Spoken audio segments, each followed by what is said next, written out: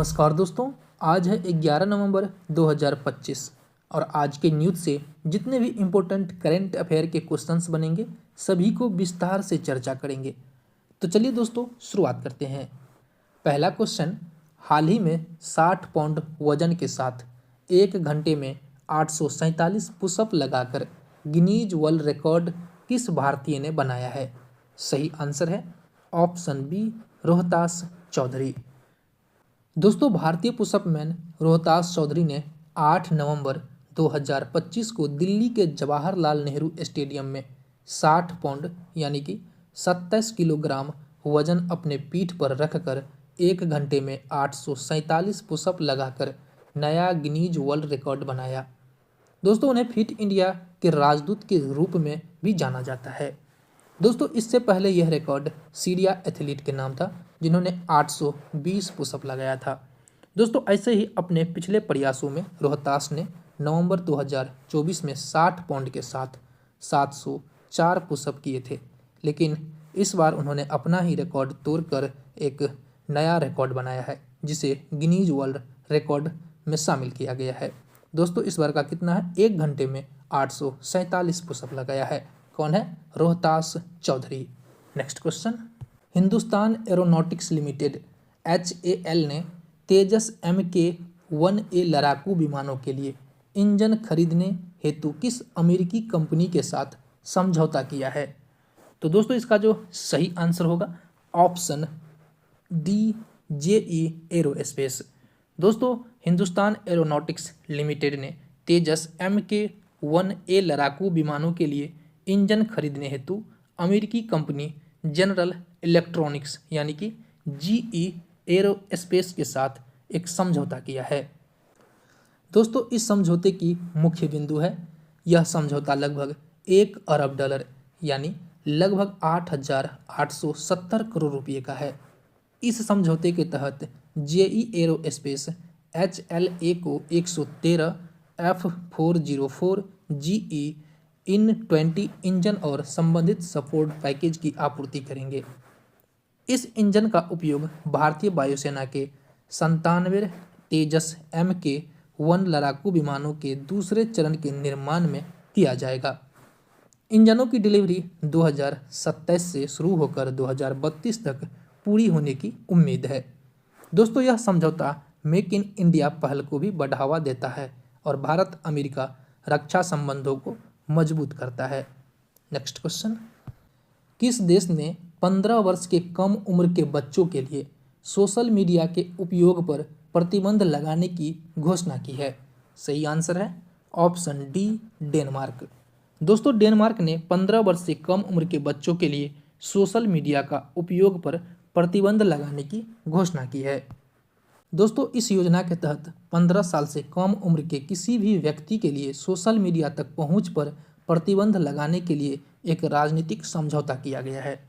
दोस्तों, इसमें कुछ अपवाद हैं, जैसे कि माता पिता के एक विशिष्ट मूल्यांकन के बाद 13 साल की उम्र से अपने बच्चों को सोशल मीडिया तक पहुंचने की सहमति देने का अधिकार होगा।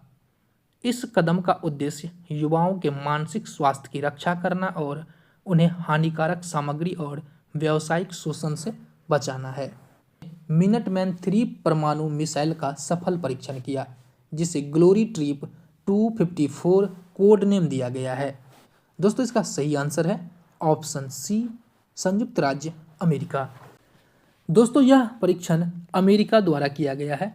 5 नवंबर 2025 को कैलिफोर्निया के वेंडनबर्ग स्पेस फोर्स बेस से एक बेहथियार मिनटमैन को लॉन्च किया, जिसे ग्लोरी ट्रिप 254 नाम दिया गया है। इस परीक्षण में मिसाइल लगभग 4200 मील यानी कि 6760 किलोमीटर उड़कर मार्शल द्वीप समूह के रोनाल्ड रीगन बैलिस्टिक मिसाइल रक्षा प्रशिक्षण स्थल में गिराई गई। तो इसका सही आंसर है option C, America. Next question, Bharat में dump site remediation accelerator program और अर्बन इन्वेस्टमेंट विंडो किसने लॉन्च किए? तो दोस्तों, इसका सही आंसर है ऑप्शन बी, आवास और शहरी मामलों का मंत्रालय। दोस्तों, इन दोनों पहलों को भारत सरकार के आवास एवं शहरी मामलों के मंत्रालय द्वारा लॉन्च किया गया है। 8 नवंबर 2025 को नई दिल्ली में आयोजित नेशनल अर्बन कॉन्क्लेव 2025 के अवसर पर केंद्रीय आवास व शहरी मामलों के मंत्री मनोहर लाल खट्टर ने डंप साइट रेमिडिएशन एक्सेलरेटर और अर्बन इन्वेस्टमेंट विंडो को लॉन्च किया है।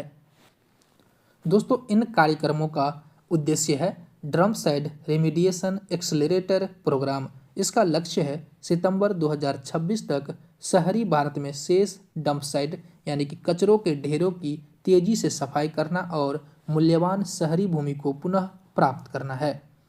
और अर्बन इन्वेस्टमेंट विंडो का लक्ष्य है यह शहरी बुनियादी ढांचे परियोजनाओं के लिए निजी और बहुपक्षीय एजेंसी जैसे विश्व बैंक और एशियाई विकास बैंक जैसे पूंजी और निवेश जुटाने के लिए एक मंच के रूप में काम करेगा। दोस्तों, इस पहल के तहत हाई लोड वाले 214 डंप साइट को प्राथमिकता दी जाएगी और कूड़े साफ करने के लिए केंद्र सरकार प्रति टन समर्थन राशि भी दे रही है। नेक्स्ट क्वेश्चन, राष्ट्रीय कानून सेवा दिवस प्रत्येक वर्ष किस तिथि को मनाया जाता है? सही आंसर ऑप्शन सी 9 नवंबर। दोस्तों, भारत में राष्ट्रीय कानूनी सेवा दिवस 9 नवंबर को प्रत्येक वर्ष मनाया जाता है। यह दिवस 1987 में कानूनी सेवा प्राधिकरण अधिनियम के पारित होने और 1995 में इसे लागू होने की वर्षगांठ के रूप में मनाया जाता है। दोस्तों, भारत में राष्ट्रीय कानूनी दिवस प्रत्येक वर्ष 9 नवंबर को मनाया जाता है। राइट आंसर है ऑप्शन सी 9 नवंबर। दोस्तों, यह दिन विधिक सेवा प्राधिकरण अधिनियम 1987 के लागू होने की स्मृति में मनाया जाता है, जिसका उद्देश्य समाज के गरीब और कमजोर वर्गों को मुफ्त कानूनी सहायता प्रदान करना और सभी नागरिकों के लिए न्याय सुनिश्चित करना। इस दिन शेष भारत में कानूनी जागरूकता शिविर और विभिन्न कार्यक्रम आयोजित किए जाते हैं। नेक्स्ट क्वेश्चन, किस अंतरिक्ष एजेंसी ने 2 समान छोटे उपग्रह ब्लू और गोल्ड को मंगल ग्रह के वायुमंडल को समझने हेतु स्कैपेड मिशन के तहत लॉन्च किया है? सही आंसर है ऑप्शन सी नासा।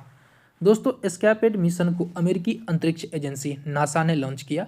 इस मिशन में ब्लू और गोल्ड नामक 2 समान छोटे उपग्रह शामिल है, जिसका उद्देश्य मंगल ग्रह के चुंबकीय मंडल मैग्नेटोस्फीयर और उसके वायुमंडल के नुकसान के बारे में डेटा इकट्ठा करना है।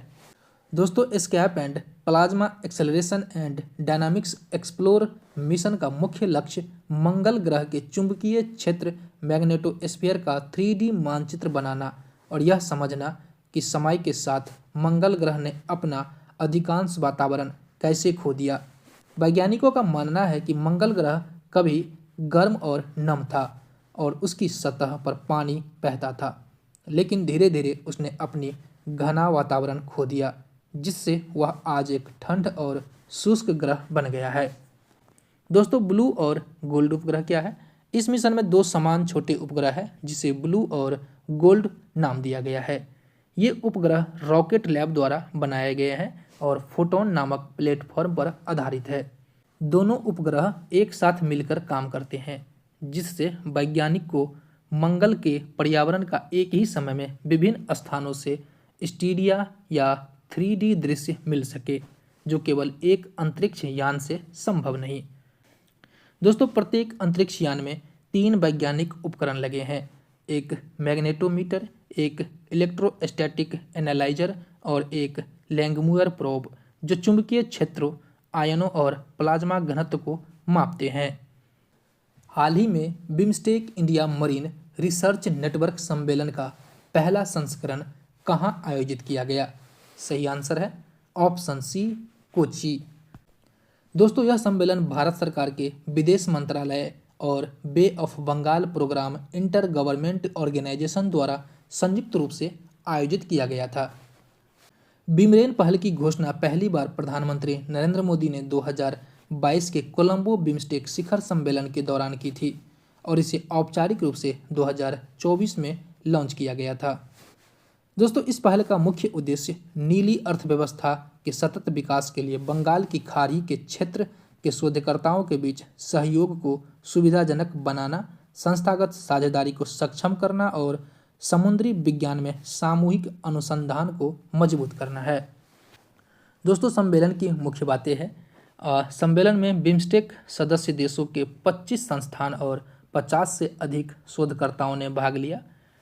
प्रतिभागियों ने समुद्री अनुसंधान में प्रगति, पारिस्थितिकी तंत्र, स्वास्थ्य, सतत मत्स्य पालन और युवा शोधकर्ताओं के बीच वैज्ञानिक संपर्क बनाने पर विचार विमर्श किया। भारत की रणनीतियाँ। यह पहल भारत की व्यापक क्षेत्रीय नीति उद्देश्यों जैसे neighbourhood first, act first, Indo Pacific और महासागर ग्रोथ रणनीतियों के अनुरूप है। नेक्स्ट क्वेश्चन, ISSF विश्व चैंपियनशिप में पुरुषों की 25 मीटर रैपिड फायर पिस्टल स्पर्धा में किसने रजत पदक जीतकर इतिहास रचा है? सही आंसर है ऑप्शन सी, अनीस भंबाला। दोस्तों अनीस भंबाला ने मिस्र के काहिरा में आयोजित शूटर विश्व चैंपियनशिप में पुरुषों की 25 metre rapid fire pistol final में रजत पदक जीता है। दोस्तों यह भारत के लिए इस स्पर्धा में विश्व चैंपियनशिप का पहला पदक है। दोस्तों अनीस भंबाला ने ओलंपिक 2024 के बाद विश्व स्तरीय प्रतियोगिता में लगातार ऊंची रैंकिंग हासिल कर रहे हैं और इस रजत पदक से भारतीय निशानेबाजों की इस श्रेणी में पहली बार पदक जीतने का रिकॉर्ड दर्ज हुआ है। नेक्स्ट क्वेश्चन, हाल ही में ट्रॉपिकल फॉरेस्ट फॉरएवर फैसिलिटी में पर्यवेक्षक यानी कि ऑब्जर्वर के रूप में किस देश को शामिल किया गया है? तो दोस्तों इसका सही आंसर है ऑप्शन बी, भारत। दोस्तों हाल ही में भारत को ट्रॉपिकल फॉरेस्ट फॉरएवर फैसिलिटी में पर्यवेक्षक के रूप में शामिल किया गया है। यह पहल ब्राजील के नेतृत्व में की गई है और इसका उद्देश्य वनों की कटाई को रोकने के लिए वित्तीय प्रोत्साहन प्रदान करना। दोस्तों यह एक फाइनेंशियल मॉडल है जो पारंपरिक अनुदान पर निर्भर नहीं करता है। यह सार्वजनिक और निजी निधियों को एक साथ पूल करता है। इन निधियों को वैश्विक बाजारों में कम जोखिम वाली संपत्तियों जैसे ग्रीन बॉन्ड में निवेश किया जाता है। इन निवेशों से प्राप्त रिटर्न या लाभ का उपभोग भाग लेने वाले देशों को उनके खरे वनों के प्रत्येक हेक्टेयर के लिए वार्षिक भुगतान करने हेतु किया जाता है, जो कितना है लगभग $4 प्रति हेक्टेयर प्रति वर्ष। इस तंत्र का लक्ष्य वनों को नष्ट करने के बजाय उन्हें संरक्षित करने के लिए एक मजबूत आर्थिक प्रोत्साहन पैदा करना। दोस्तों भारत ने ब्राजील में COP30 के नेताओं के शिखर सम्मेलन के दौरान ट्रॉपिकल फॉरेस्ट फॉरएवर फैसिलिटी में एक पर्यवेक्षक के रूप में शामिल होने की घोषणा की। पर्यवेक्षक के रूप में भारत सामूहिक वन संरक्षण प्रयासों का समर्थन करता है, साथ ही न्यायसंगत जलवायु कार्रवाई के सिद्धांतों को भी बनाए रखता है। भारत के इस कदम को जलवायु वित्त तंत्रों में शामिल होने की दिशा में एक महत्वपूर्ण कदम माना जा रहा है, जो वन आवरण बनाए रखने वाले देशों को पुरस्कृत करते हैं। भारत ने अपनी जलवायु कार्रवाई उपलब्धियों पर भी प्रकाश डाला है, जिसमें उत्सर्जन की तीव्रता में कमी और गैर जीवाश्म ईंधन स्रोतों से बिजली क्षमता का 50% लक्ष्य प्राप्त करना शामिल किया है। तो दोस्तों यह सेशन हमारा यहीं पर समाप्त होता है। आप लोगों को यह सेशन कैसा लगा लाइक कमेंट शेयर जरूर करें और नए हैं तो चैनल को सब्सक्राइब जरूर करें। मिलते हैं नेक्स्ट सेशन में, तब तक के लिए जय हिंद।